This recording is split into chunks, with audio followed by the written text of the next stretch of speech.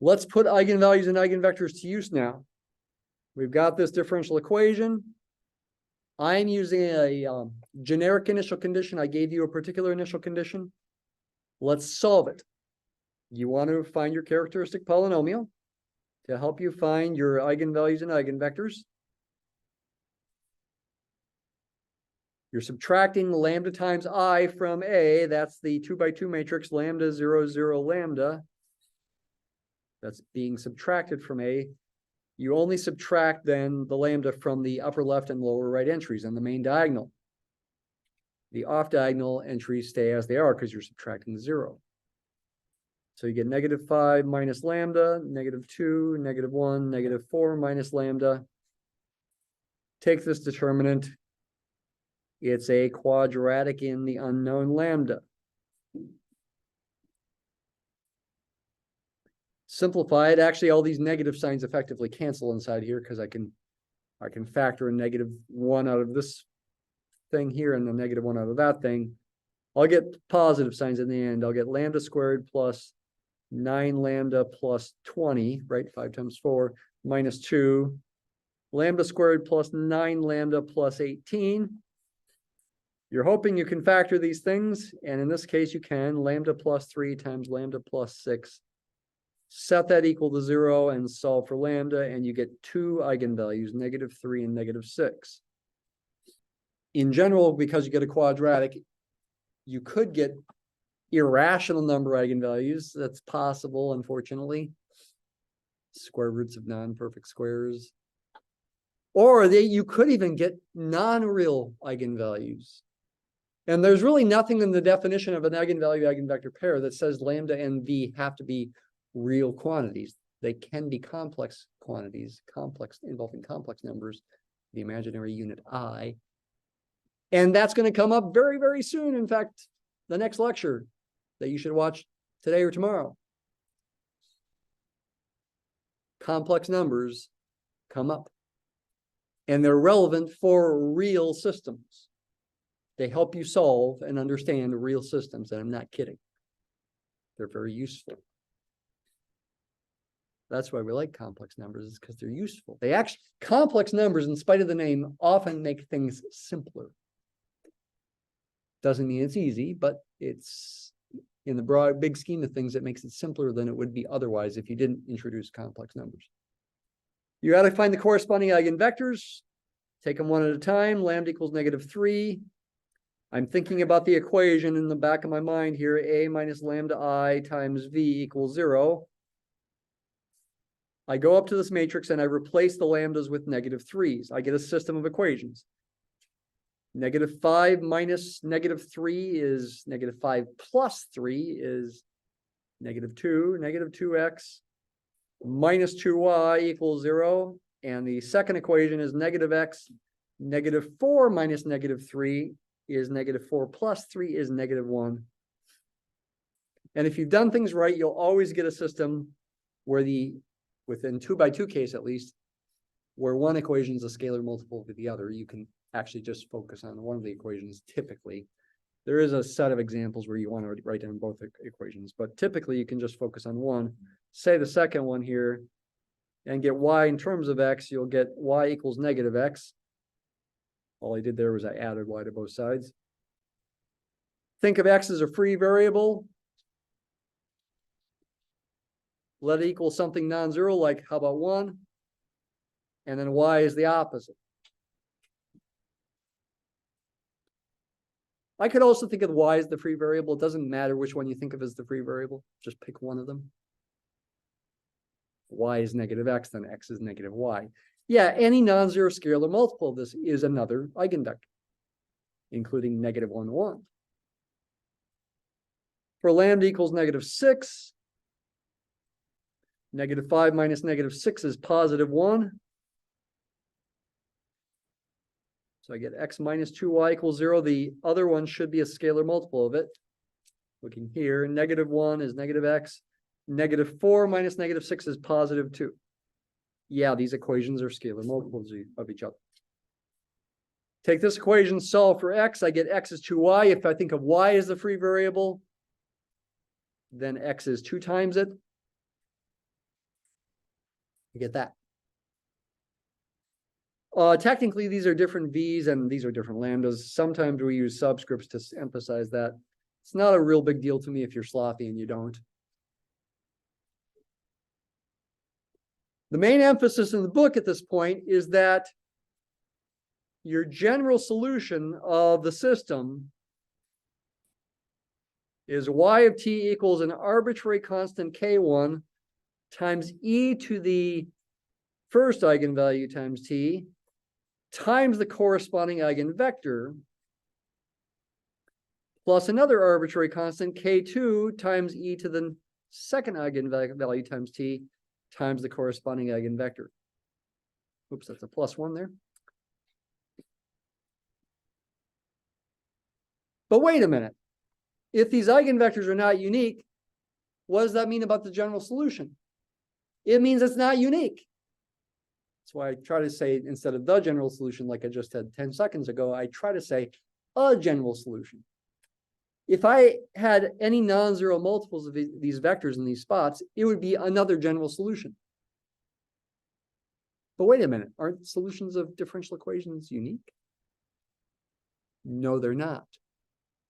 Doesn't that violate existence and uniqueness theorem? No, it doesn't. Uniqueness is for initial value problems, not general solutions. The two different general solutions you might write down, or infinitely many, in fact, they're all equivalent to each other. And if you solve the initial value problem, you'll get the same answer in the end if you don't make any mistakes. The K's will be different depending on which general solution you write down. But when you simplify the final answer, you get the same thing either way. Let me do a generic initial condition for the purposes of also talking about the matrix exponential here. I got my generic initial condition of y naught, x naught, y naught. You had a specific initial condition. That's y of 0. E to the 0 is 1. So the e's go away. That's why we like plugging in 0, since e to the 0 is 1. These go away. You get k1 times 1 negative 1 plus k2 times 2 1. You can put these all in one vector if you like. You don't have to.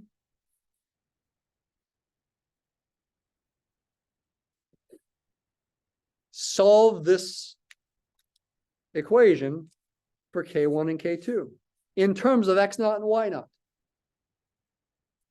Use row operations if you like. Make an augmented matrix like this.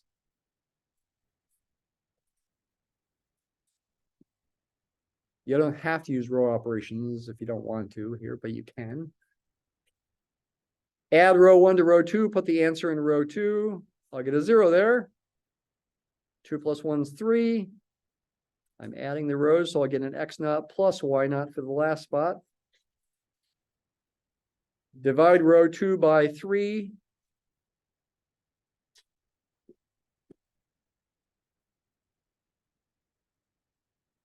Final step, multiply row 2 by -2 and add it to row 1, right, to get a 0 there. Which only makes the calculation of what goes here difficult. Everything else is fairly easy because you know you get a 0 there and this one stays the same. If I multiply this by -2, I'll get a -2/3 x naught plus minus 2/3 y naught. Add it to x naught. I'm going to get 1/3 x naught minus 2/3 y naught.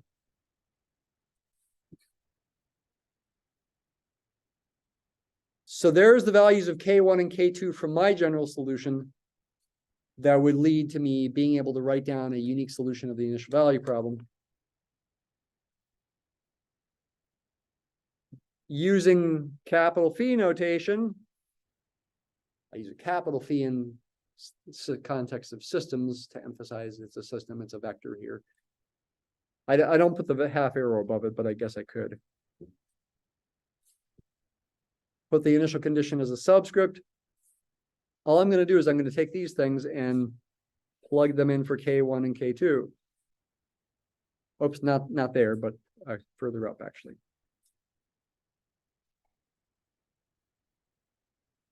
And simplify. So I'm looking up here. Replace the K1 and the K2, maybe write it all as one vector.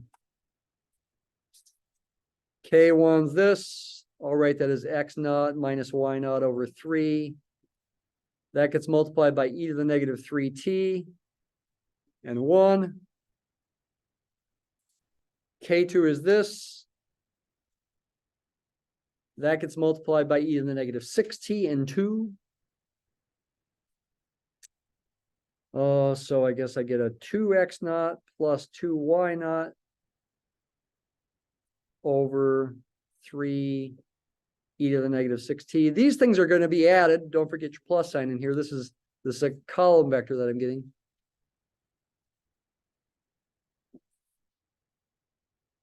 Do the same thing now for the second component. For this there, it's a -1, and for here is a +1. So I'll get the opposite of this here, negative x naught plus y naught over 3 e to the negative 3t.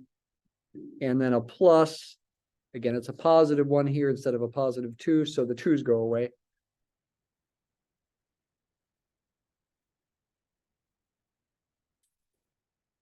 There's the unique solution of a generic initial value problem. Did I do it right? Is there any mistakes in here? Let's check it. Couple different ways this can be checked. I could do it with d-sol value.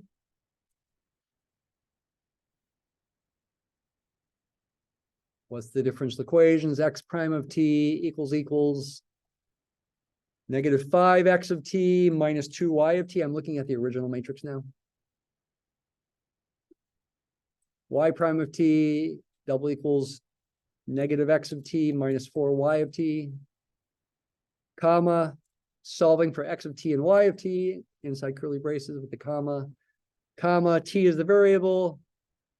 If I enter this as is, it may not be as simplified as I might like, but let's see what it looks like. Okay, well, I also want a generic initial condition in there.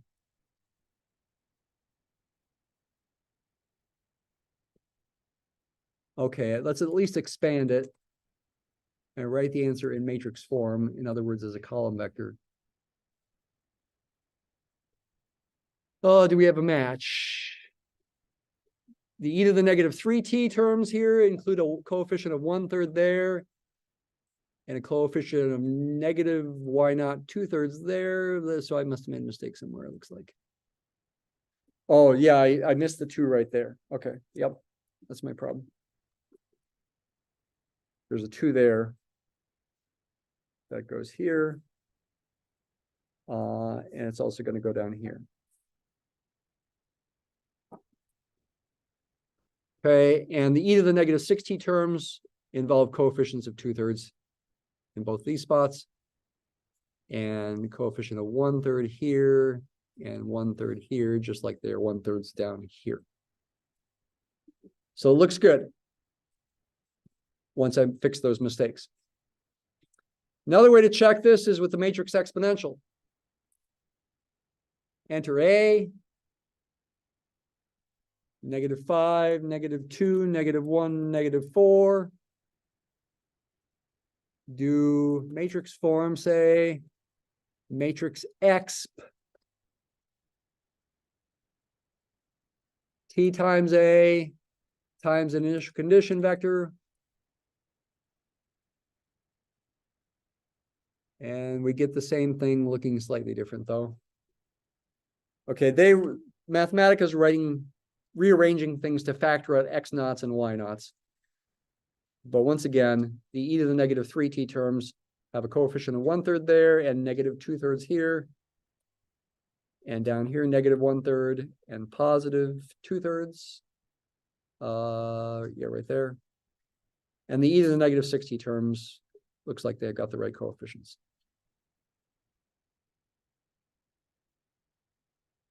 So I'm using the fact that this could be written as e to the ta times y naught, where e to the ta is the matrix exponential, but we're still having Mathematica compute the matrix exponential just to check the answer. We haven't talked yet about how you could compute the matrix exponential. That's not quite yet. But you do have also homework questions about flows. I think we'll not have work time today, but I'm directly helping you with your homework here. Very similar problems. You also have a linear algebra problem. It's labeled related to the flow idea. So what do we do with the flow? It's just a renaming of this function. Make the t a superscript and make the y naught in parentheses and make the phi a fancy phi, because you're changing your perspective. With regard to the typical perspective with differential equations, we think of x naught and y naught as fixed, and this is a function of t. And if you graph it, it's a parametric curve in the phase plane. When we change our perspective and think of t as fixed and y naught as the variable, it becomes a linear transformation. This fixed matrix right here times this variable vector right there, it's a linear transformation. In fact, it's infinitely many linear transformations. One linear transformation for each value of t. What's the simplest value of t to pick? Well, okay, you could argue 0 is the simplest. E to the 0 matrix is the identity matrix, and you get the identity mapping every vector to itself. But more interesting is using t equal to 1. It's called the time 1 map.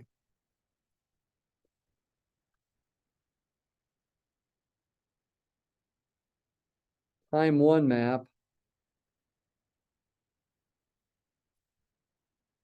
Y equals fancy phi superscript 1 of y naught. Just plug in t equals 1. That's all you have to do. It equals e to the a times y naught in terms of the matrix exponential. But what does that actually equal for this example? It's this mess. You replace t with 1, which means the e's will not go away. They'll still be there. If you rearrange in such a way that you group the x naught and y naught terms, x naught terms together and the y naught terms together, see if I can do this in my head. The x naught term will involve e 1/3 e to the negative 3 coming from here, and then from over here it'll involve 2/3 e to the negative 6. That'll get multiplied by x naught. The y naught term will be a negative 2/3 e to the negative 3 plus 2/3 e to the negative 6 times y naught. And then for the second component, negative 1/3 e to the negative 3 plus 1/3 e to the negative 6 times x naught. Hopefully I'm not making a mistake. And for the y naught term, it'll be a 2/3 e to the negative 3 and a 1/3 e to the negative 6 times y naught. Why do we care about this? We're interested in its mapping properties and how they're relevant for the corresponding difference equation. Yn equals the time 1 map evaluated at n-1, not y naught. That's a difference equation, not a differential equation. Difference equation. What is the solution of that? If you iterate it, the solution is e to the n times a times y naught. So you got to raise e to the n times a matrix power. That turns out to equal, and this is significant, the solution of the differential equation at time n. And this fact works even for nonlinear systems as long as they are autonomous. No t's on the right-hand side. This is the thing I make a big deal of in some of the lectures. What's relevant for your homework? What's relevant for your homework is to understand this linear transformation here in terms of its mapping properties, and in particular, how does it affect areas or regions? Because it's kind of interesting to think about. the eigenvalues of the original matrix A are -3 and -6. And this turns out to imply that the eigenvalues of e to the A are e to the -3 and e to the -6. And that implies the determinant of e to the A is actually e to the -3 times e to the -6, e to the -9. So e to the -9 is a very small number, microscopically small. So yes, under this mapping, areas are shrinking. You would take a region of, say, area 10 and multiply that area by e to the -9 to get the area of the image. The origin is a sink. If you draw the phase plane, areas are getting shrunk. And that's the determinant of e to the A.